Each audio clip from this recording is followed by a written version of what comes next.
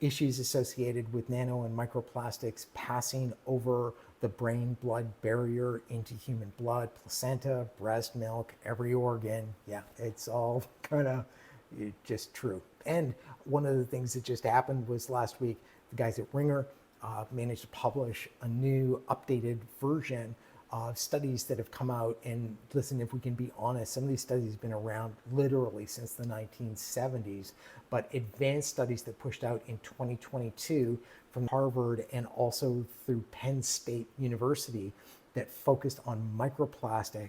We're asking biological experts to explain what the extent of issues are for the human biology under attack from nano, microplastics, and forever chemicals. Water is one of the cornerstones of our health.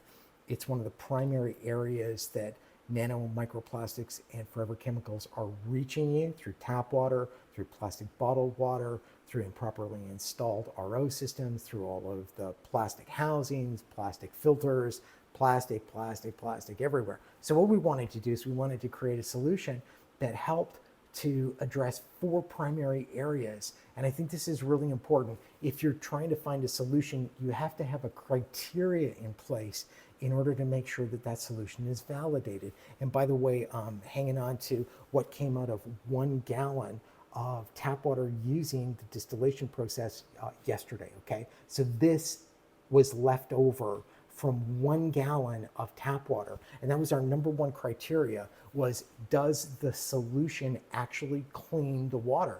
The answer is yeah. Ancient distillation technologies clean 99.9% of all of the contaminants out of your water. It is the best choice that there is for cleaning water to a place where you know that it is healthy to be able to restructure and rebuild. Secondly, we wanted to make sure, does the system recognize that people need minerals in their water in order to really be in optimum health? This is of minerals. We have to have natural sodiums. We have to have electrolytes. We have to have trace minerals to be able to help our body to detox right, to feed our cells right, to wash our brain when we sleep, to do all of the things that are dependent upon proper hydration and mineralization for health. So the system has to recognize that something's got to be added back into the water if all of the good stuff is being filtered out of it with all of the bad stuff. And this is one of the issues that a lot of people are facing.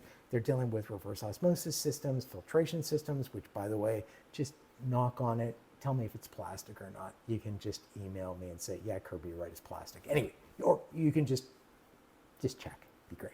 So what we want to do is we want to get out of the plastic universe. And the third thing we wanted to figure out was, is this a sustainable solution? Is it something that's going to cost me money on an ongoing basis? And listen, I own a Great Pyrenees, not an average Pyrenees. I own a Great Pyrenees, okay? It's Great Pyrenees.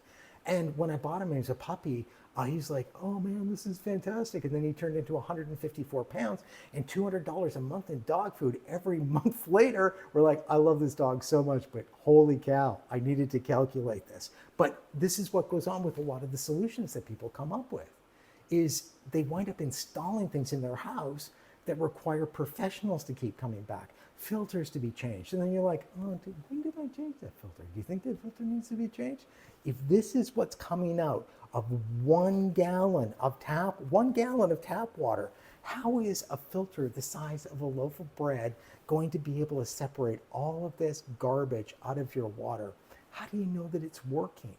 Sustainability is imperative. We don't want to be hucking plastic back into landfills. We don't want PVC pipes installed in our house. We don't want to scratch our heads and figure out, is it working? Do I have to hire somebody? I'll tell you, from a food executive background, one of the largest issues I ever ran into in food manufacturing was based on a bacterial buildup inside a reverse osmosis system.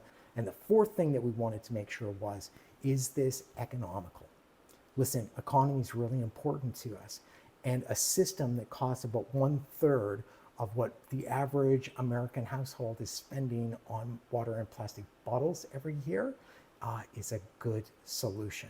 We want there to be economy. We want there to be sustainability. We want there to be a recognition of mineralization, and we want to make sure that it is making our water clean. If it's doing all of those things And the fringe benefit associated with it is that we're off the plastic parade and we're helping to support the environment and the planet. Then we've got like the trifecta.